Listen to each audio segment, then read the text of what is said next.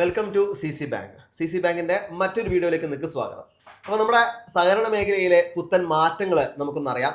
നമുക്ക് ആ മാറ്റങ്ങൾ അറിയാൻ വേണ്ടിയിട്ടും നമുക്ക് അതേപോലെ കുറച്ച് ചോദ്യങ്ങൾ ചോദിക്കാൻ വേണ്ടിയിട്ടും നമ്മുടെ ചിക്കുമോൻ സാർ നമ്മുടെ കൂടെ ഉണ്ട്. സാറേ, കുറച്ചധികം ചോദ്യങ്ങൾ എൻ്റെ കയ്യിലുണ്ട്. അപ്പോൾ ആദ്യത്തെ ചോദ്യത്തിലേക്ക് ഞാൻ പോവുകയാണ്. നമുക്കറിയാം 2025 ഒരുപാട് മാറ്റങ്ങൾ നമ്മൾക്കിടയിൽ ഉണ്ടായിരുന്നു അല്ലേ, സഹകരണ മേഖലയിൽ. അപ്പോൾ ഇതെങ്ങനെ ഉദ്യോഗാർത്ഥികളെ സ്വാധീനിച്ചിട്ടുണ്ടെന്നാണ് എൻ്റെ ആദ്യത്തെ ചോദ്യം.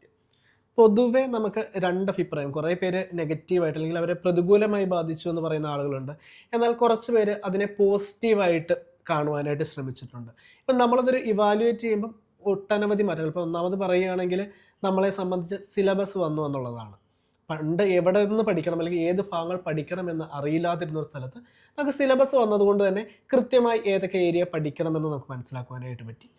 പണ്ട് നമുക്ക് ഒരു എക്സാം കഴിഞ്ഞിട്ട് 3 മാസം കഴിഞ്ഞതിന് ശേഷമാണ് അടുത്ത എക്സാം വരിക.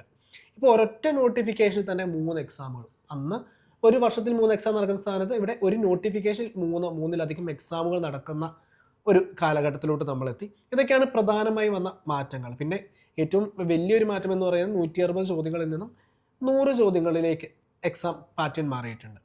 ഇതും ഉദ്യോഗാർത്ഥികളെ സംബന്ധിച്ച് വളരെ പോസിറ്റീവായിട്ടുള്ള രീതിയിൽ നമുക്ക് കാണുവാനായിട്ട് ശ്രമിക്കുകയാണ് നല്ലത്. കാരണം കുറച്ച് പണ്ട് 160 ചോദ്യങ്ങൾക്ക് ആൻസർ കണ്ടെത്തേണ്ടടുത്ത് നമുക്ക് എന്ത് ചെയ്താൽ മതി, ഇപ്പോൾ 100 ചോദ്യങ്ങൾക്ക് ആൻസർ കണ്ടെത്തിയാൽ മതി. അവിടെ ഒരു ക്വസ്റ്റിന് നമുക്ക് 1/2 മാർക്കായിരുന്നു. അപ്പോൾ ഒരു ചോദ്യം തെറ്റിപ്പോയാൽ നമുക്ക് 1/2 മാർക്കായിരുന്നു പോയിക്കൊണ്ടിരുന്നത്.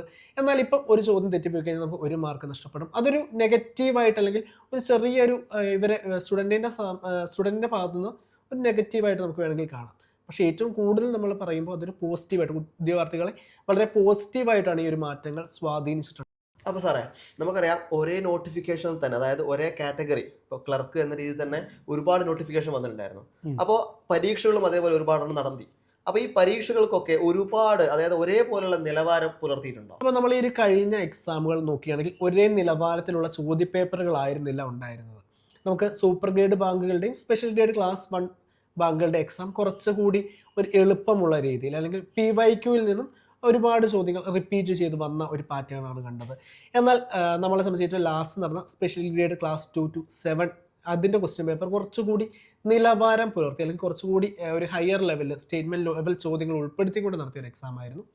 അതുകൊണ്ട് തന്നെ നമുക്ക് ഒരേ നിലവാരത്തിലുള്ള ചോദ്യപേപ്പറുകളായിരുന്നില്ല. അപ്പോൾ ഈ ഒരു കാര്യത്തിൽ എനിക്ക് കൂട്ടിച്ചേർക്കാനുള്ളതെന്ന് വെച്ച് കഴിഞ്ഞാൽ, ഉദ്യോഗാർത്ഥികൾ ഇപ്പം ഈ ഒരു 3 കാറ്റഗറിയിലേക്ക് അപ്ലൈ ചെയ്തിട്ടുണ്ടെങ്കിൽ നിർബന്ധമായി ഒരു 3 എക്സാമുകളും എഴുതുക. അതുപോലെ ഇനി വരാൻ പോകുന്ന നോട്ടിഫിക്കേഷനിലാണെങ്കിൽ എല്ലാ നോട്ടിഫിക്കേഷനിലും പറ്റുന്നത്ര ബാങ്കുകൾ അപ്ലൈ ചെയ്യുക. കാരണം ഈ ഒരേ നിലവാരമല്ലാത്തതിനാൽ തന്നെ കട്ട് ഓഫിലും മാറ്റങ്ങളുണ്ടാവും. ചില എക്സാമുകൾ കട്ട് ഓഫ് കുറഞ്ഞു വരുവാനുള്ള സാധ്യത വരെയുണ്ട്. അതുകൊണ്ട് ഇതിൽ ഏതായിരിക്കും നമ്മളെ സംബന്ധിച്ച് എളുപ്പമുള്ള എക്സാം നമുക്ക് പറയാൻ പറ്റില്ല. അപ്പം ഈ ഒരു 3 എക്സാമുകളും അവർ എഴുതുകയാണ് നല്ലതാണ് എൻ്റെ ഒപ്പീനിയൻ. അപ്പോൾ സാറേ, ഇപ്പോൾ വന്ന പുതിയ നോട്ടിഫിക്കേഷൻ എന്താണ് ആ നോട്ടിഫിക്കേഷൻ കൊണ്ട് അർത്ഥമാക്കുന്നത്, അല്ല അത് എന്തിൻ്റെ സൂചനയായിരിക്കും അത്? നമ്മളെ സംബന്ധിച്ച് നോക്കുകയാണെങ്കിൽ ഈ തവണ നമുക്ക് സ്പെഷ്യൽ നോട്ടിഫിക്കേഷൻ 2 വന്നിട്ടുണ്ട്.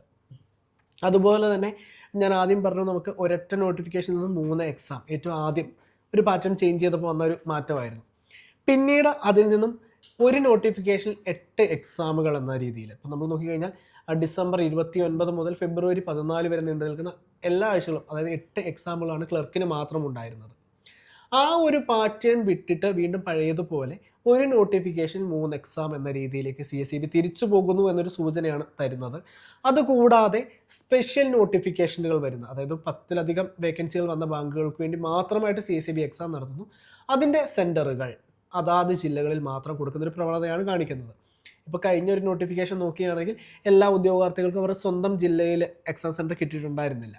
അപ്പോൾ ആ ഒരു ഇത് മാറ്റി അത് ഉദ്യോഗാർത്ഥികളെ ബുദ്ധിമുട്ടിച്ചിട്ടുണ്ടെന്ന് മനസ്സിലാക്കി പഴയ രീതി, അതായത് ഉദ്യോഗാർത്ഥികൾക്ക് അവരുടെ സ്വന്തം ജില്ലയിൽ തന്നെ എക്സാം സെൻറ്ററുകൾ കിട്ടുവാനായിട്ടുള്ള ഒരു സാധ്യതയാണ് ഈ ഒരു നോട്ടിഫിക്കേഷൻ നൽകുന്ന ഒരു പ്രധാന സൂചന എന്ന് പറയുന്നത്. അപ്പോൾ ഈ സഹകരണ മേഖലാ പരീക്ഷകളിലെ ഉദ്യോഗാർത്ഥികൾക്ക് 2026 എങ്ങനെയായിരിക്കും അവർക്ക് 2026 എന്ന് പറയുന്നത്? അത് നമ്മളെ സംബന്ധിച്ച് പറയുകയാണെങ്കിൽ 2026 തുടക്കം തന്നെ അവർക്ക് പരീക്ഷ കൊണ്ടാണ് തുടങ്ങുന്നത്. ജനുവരി 4 എക്സാം ഉണ്ട്. അതുപോലെ ഫെബ്രുവരി 14 വരെ അവർക്ക് എല്ലാ ആഴ്ചകളും പരീക്ഷകളുണ്ട്. അതുകൂടാതെ ഇപ്പം നമുക്ക് നിലവിൽ നോട്ടിഫിക്കേഷൻ വന്നിട്ടുണ്ട്. നമ്മളെ സംബന്ധിച്ച് സ്പെഷ്യൽ നോട്ടിഫിക്കേഷൻ 2, അതായത് ജനറൽ നോട്ടിഫിക്കേഷൻ, അങ്ങനെ ഒരു 5 എക്സാമുകളാണ് നമ്മുടെ മുൻപിലുള്ളത്. അപ്പോൾ പുതിയൊരു നോട്ടിഫിക്കേഷൻ 5 എക്സാമുകൾ, പിന്നെ അല്ലാതെ നടക്കാനിരിക്കുന്ന എക്സാം, അങ്ങനെ ത്രൂ ഔട്ട് ഇയർ നമുക്ക് ഒരുപാട് പരീക്ഷകൾ കിട്ടുന്ന ഒരു സാഹചര്യമാണുള്ളത്. അപ്പോൾ ഈ ഒരു എല്ലാ അവസരങ്ങളെയും കൃത്യമായി പ്രയോജനപ്പെടുത്തുകയാണെങ്കിൽ ഉറപ്പായും ജോലിയിലോട്ട് പ്രവേശിക്കുവാനായിട്ട് പറ്റും. സഹകരണ മേഖലയിൽ 2026 ഒട്ടനവധി അവസരങ്ങളാണ് വരുവാനിരിക്കുന്നത്. ക്ലർക്കിൽ തന്നെ ഒരുപാട് വേക്കൻസികൾ നമുക്ക് 2026 എക്സ്പെക്റ്റ് ചെയ്യാം. അപ്പോൾ നമ്മളെ സംബന്ധിച്ച് നോക്കുകയാണെങ്കിൽ വർഷത്തിൽ 3 നോട്ടിഫിക്കേഷൻ വരുമെന്നാണ് CSEB നിന്ന് അറിയിച്ചിട്ടുള്ളത്. എന്നാൽ അതുകൂടാതെ കുറച്ച് സ്പെഷ്യൽ നോട്ടിഫിക്കേഷനുകൾ കൂടി നമുക്ക് പ്രതീക്ഷിക്കാം. അപ്പോൾ ചിട്ടയായ പരിശീലനം ഉണ്ടെങ്കിൽ, ഏറ്റവും ഫോക്കസ് ആയിട്ടുള്ള കാര്യങ്ങൾ പഠിച്ച് മനസ്സിലാക്കി പോവുകയാണെങ്കിൽ തീർച്ചയായിട്ടും റാങ്ക് ലിസ്റ്റിൽ ഉൾപ്പെട്ട് അവർക്ക് ജോലിയിലോട്ട് എത്തുവാനായിട്ട് പറ്റും. അപ്പോൾ 2026 എന്ന് പറയുന്നത് അവരെ സംബന്ധിച്ച് അവസരങ്ങളുടെ ഒരു വർഷമാണ്. കൃത്യമായ പരിശീലനം ഉണ്ടെങ്കിൽ, കൃത്യമായ ഒരു ചിട്ടയായ പഠനമുണ്ടെങ്കിൽ ഉറപ്പായിട്ടും ജോലിയിലോട്ട് എത്തുവാനായിട്ട് പറ്റും. അപ്പം 2026 വളരെ പ്രതീക്ഷയുടെയും അവസരങ്ങളുടെയും ഒരു വർഷമായിട്ടാണ് സഹകരണ മേഖലയിലെ ഉദ്യോഗാർത്ഥികളെ സംബന്ധിച്ച് ഞാൻ കാണുന്നത്. അപ്പോൾ സാറേ, നമ്മൾ ഈ എക്സാമിനെ പറ്റി പറഞ്ഞു, എക്സാമിൻ്റെ കാലയളവിനെ പറ്റി നമ്മൾ പറഞ്ഞു. അപ്പോൾ ഒരു സഹകരണ മേഖലയിലെ ഉദ്യോഗാർത്ഥി എന്ന നിലയ്ക്ക് പോകുമ്പോൾ ഒരു എക്സാം കഴിഞ്ഞാൽ അവരെ കൂടുതലും ഒന്ന് ടെൻഷൻ അടിപ്പിക്കുന്ന ഒന്നാണ് കട്ട് ഓഫ്. നമ്മൾ കുറച്ചധികം എക്സാമിനെ പറ്റി പറയുന്ന സമയത്ത് കട്ട് ഓഫ് ഉയർന്നു വന്നുകൊണ്ടിരിക്കുകയാണ്. അപ്പോൾ ഈ കട്ട് ഓഫ് ഉയരുന്നതിനെ പറ്റി എന്താണ് സാറിന് പറയാനുള്ളത്? കട്ട് ഓഫ് ഉയരുന്നു എന്ന് പറയുമ്പോൾ അതനുസരിച്ച് കോമ്പറ്റീഷൻ വർദ്ധിക്കുന്നു എന്നതാണ് മനസ്സിലാക്കേണ്ടത് ഒരു പ്രധാനപ്പെട്ട കാര്യം. അതായത് ഓരോരുത്തരും പഠിക്കുന്നതിൻ്റെ ലെവൽ അവരെന്ത് ചെയ്തു, അപ്ഗ്രേഡ് ചെയ്തിട്ടുണ്ട്. പുതിയ പാറ്റേണിലോട്ട് മാറിയപ്പോൾ, CSEB പുതിയ പാറ്റേണിലോട്ട് മാറിയപ്പോൾ അവരെന്ത് ചെയ്തു, അവരുടെ പഠനത്തിൻ്റെ സ്ട്രാറ്റജി ഒന്ന് മാറ്റി. അതുപോലെ തന്നെ പഠിക്കേണ്ട ഏരിയ അവർ കുറച്ച് കൂടുതൽ ഇൻഡെപ്ത് ആയിട്ട് പഠിക്കുവാനായിട്ട് തുടങ്ങി. അപ്പോൾ അതുകൊണ്ട് തന്നെയാണ് കട്ട് ഓഫ് കൂടി പോകുന്നത്. ഇപ്പോൾ നമ്മൾ നോക്കിക്കഴിഞ്ഞ് കഴിഞ്ഞാൽ പണ്ട് 60 മാർക്ക് ഉണ്ടായിരുന്ന കട്ട് ഓഫ് ഇപ്പം നിലവിൽ 80 മാർക്കിലോട്ട് വരുന്നു എന്നാണ് പ്രധാനമായും എല്ലാവരും പോയിൻ്റ് ഔട്ട് ചെയ്യുന്ന ഒരു കാര്യം. അന്ന് 80 മാർക്കിലായിരുന്നു എക്സാം ഉണ്ടായിരുന്നത്. 80-ൽ 60 എന്ന് പറയുന്നത്, അതുപോലെ 100-ൽ നമുക്ക് 80 എന്ന് പറയുന്നത് വലിയ വ്യത്യാസം അല്ല, എന്നാലും ചെറിയ ഒരു നേരിയ വ്യത്യാസം, 15% കട്ട് ഓഫ് ഉയർന്നു പോകുന്ന ഒരു സാഹചര്യമാണുള്ളത്.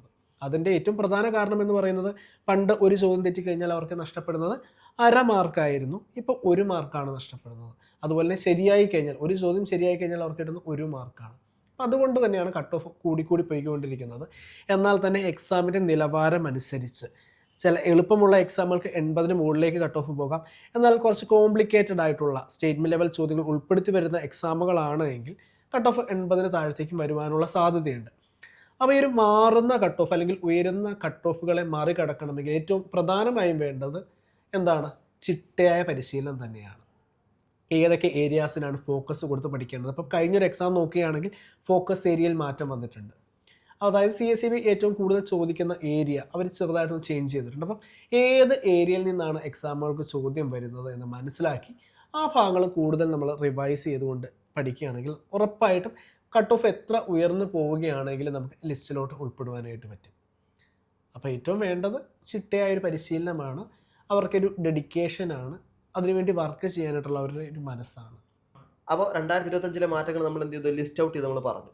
ഇനി 2026 വരാൻ പോകുന്ന വർഷമാണ് അല്ലേ? ഈ 2026-ൽ ഇനി എന്തെങ്കിലും മാറ്റം വരാൻ സാധ്യതയുണ്ടോ? പൊതുവെ എല്ലാവരും പേടിക്കുന്ന, അല്ലെങ്കിൽ ഉദ്യോഗാർത്ഥികൾ പേടിക്കുന്ന ഒരു കാര്യമാണ് ഇനി എന്തെങ്കിലും മാറ്റങ്ങൾ സഹകരണ മേഖല അല്ലെങ്കിൽ CSEB-യിൽ ഉണ്ടാവുമോ എന്ന്. ഇപ്പം ഇതുവരെ വന്നതിനേക്കാൾ വലിയൊരു മാറ്റമൊന്നും ഇനി വരുവാനായിട്ടില്ല. കാരണം അടിമുടി മാറ്റം നമുക്ക് എക്സാമിന് വന്നിട്ടുണ്ട്. അപ്പോൾ അതുകൊണ്ട് ഇനി എന്ത് മാറ്റങ്ങൾ തന്നെ ഉണ്ടായിട്ടുണ്ട് എങ്കിൽ അവരെ അല്ലെങ്കിൽ ഉദ്യോഗാർത്ഥികളെ അത് വലിയ രീതിയിൽ ബാധിക്കില്ല. കാരണം ആ ഒരു മാറ്റങ്ങൾ ഉൾക്കൊണ്ടുകൊണ്ട് അവർക്ക് മുൻപോട്ട് പോകുവാനായിട്ട് പറ്റും. കാരണം ഇപ്പം നമ്മൾ നോക്കി കഴിഞ്ഞാൽ ഒത്തിരി മാറ്റങ്ങൾ, നമുക്ക് വിരലിൽ എണ്ണാവുന്നതിലധികം മാറ്റങ്ങളാണ് സഹകരണ മേഖലയിലെ എക്സാമിന് വന്നത്. ഇനി ഇതിൽ കൂടുതൽ മാറ്റങ്ങളൊന്നും വരുവാനായിട്ട് ഇല്ല. അപ്പോൾ അവർക്ക് എങ്ങനെയാണെങ്കിലും എക്സാം നന്നായിട്ട് അറ്റൻഡ് ചെയ്ത് അവർക്ക് റാങ്ക് ലിസ്റ്റ് ഉൾപ്പെടുവാനായിട്ട് പറ്റും. അപ്പോൾ 2025-ലെ മാറ്റങ്ങൾ നമ്മൾ പറഞ്ഞു. 2026-ൽ വരാൻ പോകുന്ന മാറ്റത്തെ പറ്റി നമ്മൾ എന്ത് ചെയ്തു, സൂചിപ്പിച്ചു. അപ്പോൾ ഇനി വരാനിരിക്കുന്ന പരീക്ഷകളിൽ എന്ത് തന്നെ മാറ്റങ്ങൾ ഉണ്ടായാലും നിങ്ങളെ കൂടെ CC ബാങ്ക് നിങ്ങളെ കൂടെ എപ്പോഴും ഉണ്ട്. നമ്മുടെ പുതിയ ബാച്ചുകളും അതുപോലെ എക്സാം ഓറിയൻറ്റഡ് ആയിട്ടുള്ള ബാച്ചുകളൊക്കെ നമ്മൾ സ്റ്റാർട്ട് ചെയ്യുന്നുണ്ട്. അപ്പോൾ ഈ പുതുവർഷത്തിൽ നിങ്ങൾക്ക് ഓഫറോട് കൂടി നമ്മളെ പുതിയ ബാച്ചിൽ ജോയിൻ ചെയ്യാം. അപ്പോൾ നമ്മളെ ബാച്ചുമായി ബന്ധപ്പെട്ട കാര്യങ്ങൾ അറിയാനും ബാച്ചിൽ ജോയിൻ ചെയ്യാനും താഴെ കാണിക്കുന്ന നമ്പറിലോ അല്ലെങ്കിൽ താഴെ ഗൂഗിൾ ഫോമിൽ നിങ്ങൾ എന്ത് ചെയ്യുക, കണക്ട് ചെയ്യുക. അപ്പോൾ എല്ലാവർക്കും ഒരിക്കൽ കൂടി ഹൃദയം നിറഞ്ഞ പുതുവത്സരാശംസകൾ. Thank you.